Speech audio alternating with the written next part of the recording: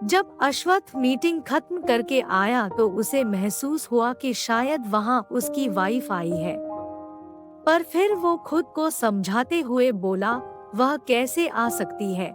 उसने तो सीधे सीधे कॉल ही कट कर दिया था, लेकिन उसे टिया की मौजूदगी का एहसास हो रहा था। उसकी नजर सोफे पर पड़ी, वह हैरान होकर देखने लगा और जल्दी से अपने टेबल की तरफ बढ़ा और बोला, आज दिन भर से मैं पागलों जैसी हरकतें कर रहा हूँ। मुझे हर जगह छोटी गिलहरी दिखाई दे रही है, अब यहाँ भी दिखाई दे रही है। मैं पागल हो जाऊंगा। अश्वत्थ वहाँ पर कोई नहीं है। अश्वत्थ ने खुद को यह समझाया और जाकर अपनी चेयर पर बैठ गया। कुछ पल रुक के उसने फिर सोफे की तरफ देखा। टिया उसे फिर वैसे की वैसे वहीं सोफे पर दिखी। अश्वत्थ बोला, ओ गॉड, और उसने अपना सिर पकड़ लिया। तभी डोर पर नॉक हुआ और अश्वत्थ ने अंदर आने का ऑर्डर दिया। नैना खाने पीने की चीजें लेकर अंदर आई। उसे देखकर अश्वत्थ बोला, यह तुम किसके लिए लेकर आई हो? नैना बोली, सीईओ सर, यह मिसेस आर्यन के लिए है। अश्वत्थ चौंक गया और बोला, क्या कहा तुमने? मिसेस आर्यन? यानी कि मेरी वाइफ? तो नैना कंफ्यूज होकर अश्वत्थ को देखते हुए बोली, हाँ सर, आप ऐसे यूं पूछ रहे हैं? मिसेस आर्यन आपसे मिलने आई है, क्या वह यहाँ नहीं है?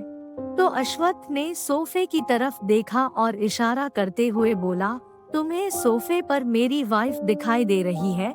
नैना ने देखा और बोली, यस सीईओ, आप ऐसे बिहेव क्यों कर रहे हैं, जैसे आपको मिसेस आर्यन का इल्यूजन हो रहा हो? सच में दिखाई दे रही है?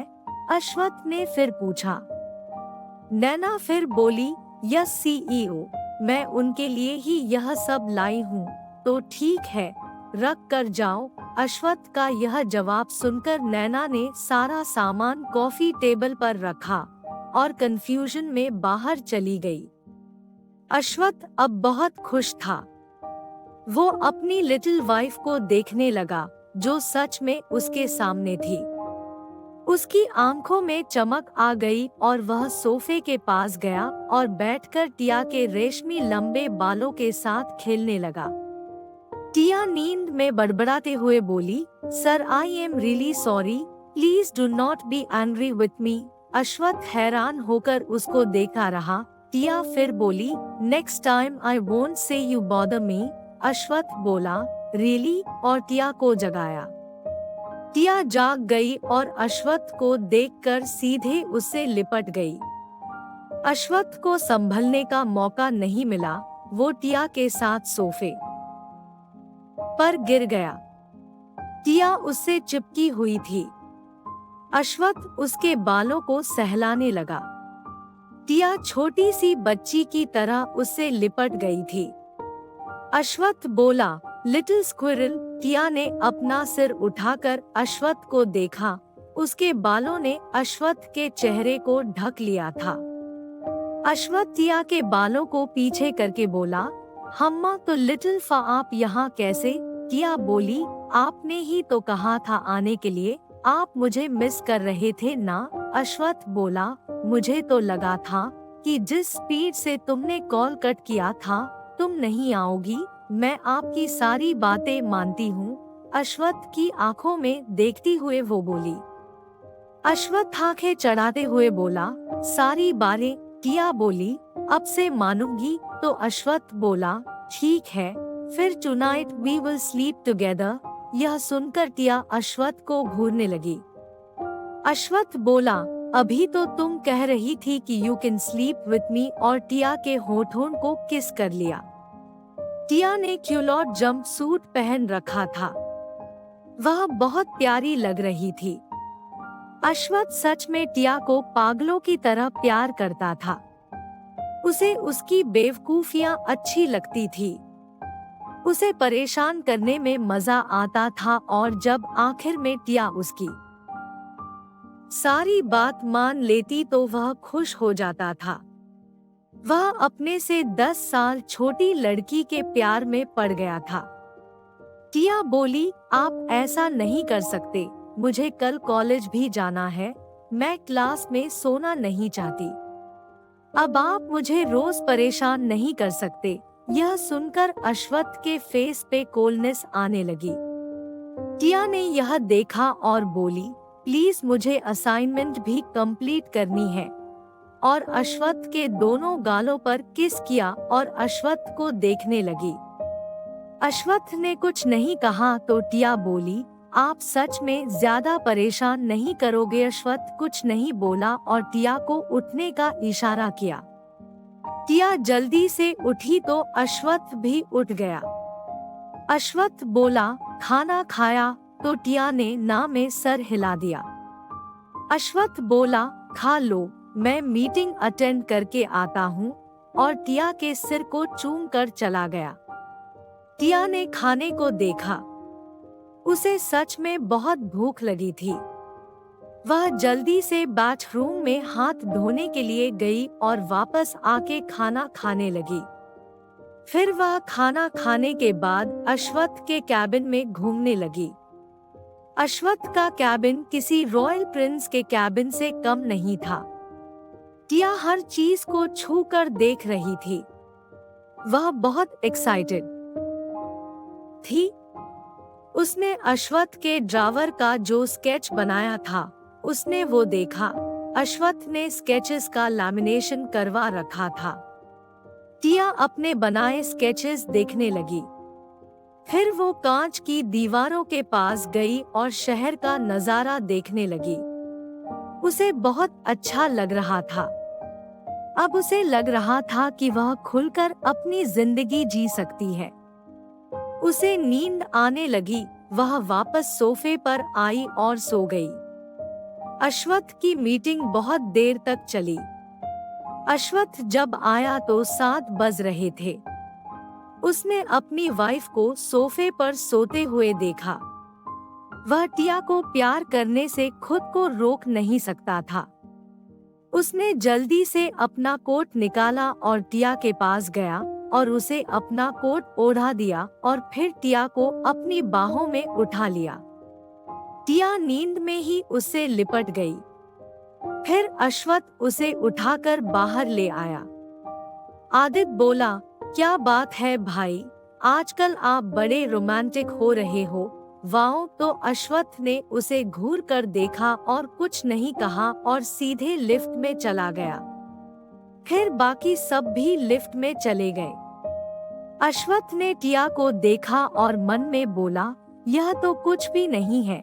मैं पूरी जिंदगी भी अपनी लिटिल वाइफ को नी बाहों में उठा कर रख सकता हूँ, उसे और टाइटली पकड़ लिया।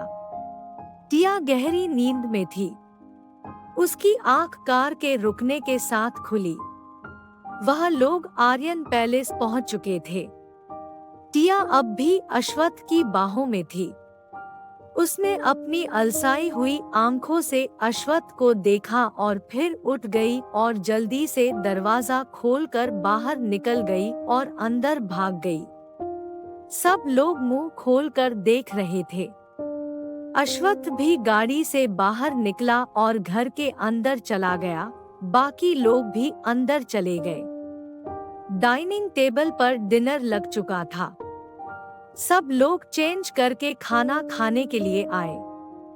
टिया ने खाना खाया था, फिर भी उसे बहुत भूख लगी थी। आदित्य बोला, भाई आप बहुत कंजूस हो। आपको क्या जरूरत थी भाभी को ऑफिस बुलाने की? मैं तो यह एक्सपेक्ट कर रहा था कि आज मुझे भाभी के हाथों का खाना खाने को मिलेगा, लेकिन आपके होते हुए ऐसा हो ही नहीं सकता। टिया बोली, मैं आज रात का डिनर बनाने का सोच रही थी, लेकिन और अश्वत्थ को देखकर चुप हो गई। सब लोग अश्वत्थ को घूर रहे थे, तो अश्वत्थ बोला, ऐसे क्या घूर रहे हो? मैं बिल्कुल भी नहीं चाहता कि मेरी बीवी के सॉफ्ट हैंड्स हार्ड हो जाएं। आदित्य बोला, तो एक काम करिए, आप डिनर बनाइए। अश्वत्थ ने उसे घूर कर देखा। टिया बोली, डोंट वरी, कल से मैं दोनों टाइम का खाना बनाऊंगी। हैप्पी, सब लोग खुश हो गए कि उन्हें टिया के हाथों का खाना खाने को मिलेगा। पर अश्वत्थ खुश नहीं था। वह बोला, कोई जरूरत नहीं है इन लोगों को खाना खिलाने की। सब लोगों का मुंह बन गया। मिराज बोला, तुम्हें इतनी क्यों जलन हो रही है? से कौन खाना बनवा रहा है? आदित्य बोला, और नहीं तो क्या आपको जलन हो रही है कि भाभी आपसे अच्छा खाना बनाती है? यह सुनकर टिया खाना खाते खाते रुक गई और उसने अश्वत्थ से पूछा, आपको खाना बनाना आता है? तो ओरियन बोला, सिर्फ उनको ही नहीं, हम सबको आता है। तो टिया कुछ सोचने लगी। कुछ देर बाद उसकी आंखों में एक चमक आई। अश्वत्थ नोटिस कर रहा था कि कुछ तो गड़बड़ होने वाली है। टिया बोली, आपको खाना बनाना आता है ना? अश्वत्थ बोला, हाँ आता है। अभी तो बताया, क्या हुआ? टिया थोड़ा सा हिचकिचाते हुए बोली, क्या आप सुबह का खाना बनाएंगे? यह सुनकर अश्वत्थ खाना खाते खाते रुक गया और घूर कर टिया को देखने लगा। टिया उसे मासूम नजरों से देख रही थी। उसके चेहरे से साफ पता चल रहा था कि वह अश्वत्थ के हाथ का बना खाना खाना चाहती थी। तो प्रत्यूष बोला, हाँ क्यों नहीं अश्वत्थ, हमें भी काफी वक्त हो गया है तुम्हारे हाथों का खाना खाए। एक काम करते हैं, भाभी को साइड में करते हैं। कल तुम हम सबके लिए ब्रेकफास्ट बनाओ, यह अच्छा रहेगा। भाभी को भी तुम्हारे हाथों का खाना खाने को मिलेगा। यह सुनकर अश्वत्थ का मुंह बन गया। वह क्या प्लानिंग कर रहा था और उसकी बीवी ने उसकी प्लानिंग का क्या कचरा कर दिया था। वह टिया से नाराज हो गया। डिनर के बाद बेडरूम में टिया सीधे बेड में घुस गई और ब्लैंकेट ओढ़ लिया। पथ जब बेडरूम में आया और उसने टिया को बेड पर लेटे देखा तो वह और नाराज हो गया और बोला, मैं तुमसे नाराज हूँ, मुझे मनाओ। यह सुनकर टिया हैरान रह गई और अश्वत्थ को देखने लगी। उसे अपने कानों पर यकीन नहीं हो रहा था। अश्वत्थ बोला, मैं तुमसे नाराज हूँ, क्या तुम मुझे नहीं मना सकती? टिया कंफ्यूज हो गई थी। उसने पूछा, आप किस लिए नाराज है? मुझे नहीं पता। आप ऐसे लड़कियों की तरह क्यों बिहेव कर रहे हैं? अश्वत्थ छोटे से बच्चे की तरह जिद करते हुए बोला, अगर तुमने मुझे नहीं मनाया तो मैं तुम्हारे साथ नहीं सोऊंगा, मैं दूसरे कमरे में जाकर सोऊंगा। टिया बोली, पर आप नाराज किस बात पर हो? मैंने किया क्या है? अश्वत्थ बोला, तुम मुझे मनाने की बजाय सवाल पूछ रही हो, यह गलत है। अब मैं तुम्हारे साथ नहीं सोऊंगा, मैं जा रहा हूँ। और जिद्दी बच्चे की तरह मुंह फुलाकर रूम से बाहर चला गया। टिया उसे देखती रह गई। वह समझना चाह रही थी कि अश्वत्थ उससे नाराज क्यों है, पर उसे कुछ समझ नहीं आया। वो खुद से सवाल जवाब करने लगी, क्या इसलिए नाराज है क्योंकि मैंने आज उन्हें मना कर दिया? पर इसमें इतना नाराज होने की क्या बात है? हे भगवान, यह आखिर बात क्या है? बड़े ही अजीब है ये। और जाकर बाहर देखने लगी। अश्वत्थ उसे आदित्य के रूम में जाता हुआ दिखाई दिया। उसने चैन की सांस ली और वापस आकर अपना असाइनमेंट पूरा करने लगी। उसे यकीन था कि कुछ देर बाद अश्वत्थ वापस आ ही जाएगा। उसके रात के रिएक्शन देखकर उसे इतना तो पता चल गया था कि वह ज्यादा देर तक अकेले नहीं रह पाएगा और वापस आ जाएगा। वह टेंशन फ्री होकर अपना असाइनमेंट पूरा करने लगी। आदित्य अश्वत्थ को घूरे जा रहा था। वह बोला, अब आपको क्या हो गया? आप मेरे साथ सोने वाले हैं। आपके रूम में क्या हुआ है? कहीं आपने भाभी के साथ झगड़ा तो नहीं कर लिया है? अश्वत्थ बेड पर लेटे हुए बोला, मैं आज के बाद उसके साथ नहीं सोने का आदत। अपना सिर खुजाते हुए बोला, आप उनके साथ नहीं सोने वाले? इसका मतलब? और अश्वत्थ पर चिल्लाते हुए बोला, अगर आप ऐसा करोगे तो मैं चाचू कब बनूंगा? हे भगवान, आप चाहते क्या हो? कि मैं कभी चाचू ना बन पाऊं? आप बहुत क्रूएल हो। अश्वत्थ एकदम से चिढ़ते हुए बोला, दिमाग मत खराब करो मेरा। और यह बोलकर उसने अपनी आंखें बंद कर ली। आदित्य क्या करता, वह भी चुपचाप सो गया। वह खुद से ही बोल रहा था, हे भगवान, इतनी मुश्किल से तो मेरे भाई ने शादी की, रोमांटिक लाइफ जीरो थी इनकी। और जब गाड़ी रोड पर आ गई है तो इनको कुछ ज्यादा ही दिक्कत हो रही है। पता नहीं किस बात पर झगड़ा कर रहे हैं। मेरी चाचू बनने का पोजीशन खतरे में है।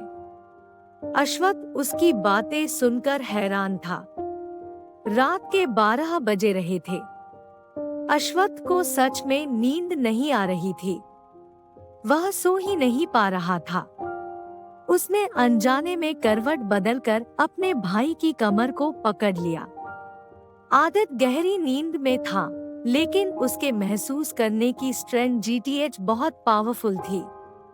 उसने जल्दी से अपनी आंखें खोली और अपने भाई को खुद से लिपटते हुए देखकर वह जोर से चिल्लाया और अश्वत्थ को बेड से नीचे गिरा दिया। अश्वत्थ गुस्से में बोला, What the hell? आदित्य बोला, मैं भाभी नहीं हूँ जो आप मेरे साथ ऐसा कुछ करने की सोच रहे थे। अगर आपको ऐसा करना ही है तो अपने रूम में जाइए ना। मेरे साथ ऐसा क्यों कर रहे हो? हे भगवान, आज तो मेरी इज्जत जाते जाते बची। मैं आपके साथ नहीं सोने वाला। बोलो, आप जाओगे या मैं जाऊं? अश्वत्थ कुछ बोल नहीं पाया और सीधे आदित्य के कमरे से निकलकर अपने रूम के डोर के पास जा पहुंचा। उसने दरवाजा खोलने के लिए दरवाजे का न घुमाया, लेकिन डोर अंदर से लॉक था। वह हैरान था, उसकी वाइफ ने डर से बंद कर लिया था। बेचारा अश्वत्थ, कैसे कटेगी अश्वत्थ की रात दरवाजे के बाहर? क्या अश्वत्थ की नाराजगी खत्म होगी या डेविल और उसके साइलेंट लव के बीच ये फासला बना रहेगा? कैसे 23 साल की प्यारी टिया अपना घर, अपनी पढ़ाई और अपने डेविल को संभालेगी? हेलो दोस्तों, अगर आप नए हो तो आप हमारे चैनल को सब्सक्राइब कर ले और लाइक कमेंट करना ना भूले। धन्यवाद।